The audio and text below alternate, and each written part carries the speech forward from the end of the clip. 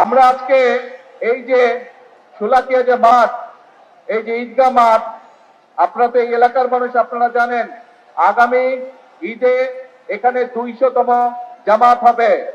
299 না, 300 বছর, 300 বছর হবে। 200 না, 200 বছর হবে। হ্যাঁ, 200 বছর, 200 বছর হবে। এই উপলক্ষে 200 বছর কমপ্লিট হবে, 200টা জামাত হবে।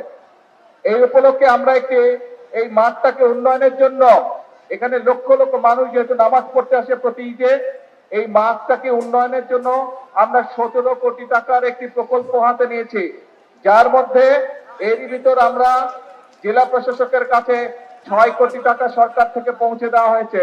দ্রুত এই কাজ হবে, এই মাঠটিকে সুন্দর করা হবে, যাতে মুসল্লিরা ঈদের সময় নামাজ পড়তে পারে, যাতে এলাকার ছেলেমেয়েরা মাঠের একাংশে খেলাধুলা করতে পারে, এই সকল ব্যবস্থা সুন্দর করে গেটটি হতে পারে।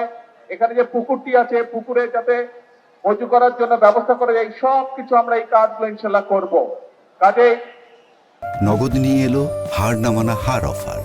সর্বনিম্ন 10,000 টাকা রেমিটেন্স নগদে পাঠালে থাকছে স্বর্ণের হার জেতার সুযোগ।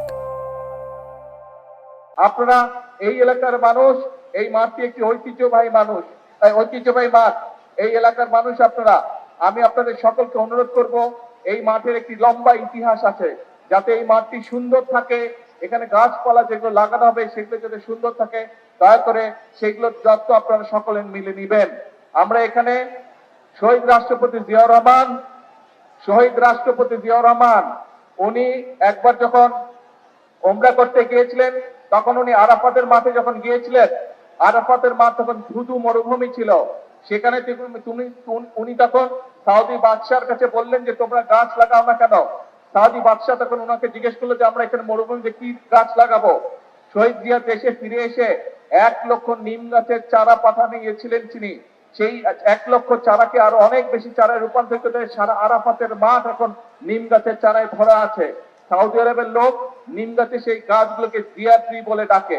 আমরা চাই এই মাঠেও যে আমরা উন্নয়ন করব, এখানেও আমরা অনেকগুলো নিম গাছ, ঠিক আরাফাতের মাঠের মতন এখানেও আমরা নিম গাছ রোপণ করব। নিম গাছগুলো এখানে যখন মুসল্লিরা আসবে, বা অন্য সময় যখন বাচ্চারা খেলতে আসবে, বা মুরব্বীরা যখন হাঁটাহাঁটিতে আসবে, সকালে বা বিকেলে হাঁটতে আসবে, সেই নিম গাছের বাতাসে যাতে সবাই শান্তি পায়, আরাম পায়, যাতে সেজন্য আমরা এইভাবে জিনিসটাকে গড়ে তুলবো। তো আজকে যেহেতু সন্ধ্যা হয়ে গিয়েছে, রাত হয়ে গেছে, আজকে আর বক্তব্য বাড়াবো না। ইনশাআল্লাহ আরেকদিন আপনাদের এখানে আসবো, সেদিন রাজনৈতিক সভা করে সেদিন রাজনৈতিক বক্তব্য রাখবো।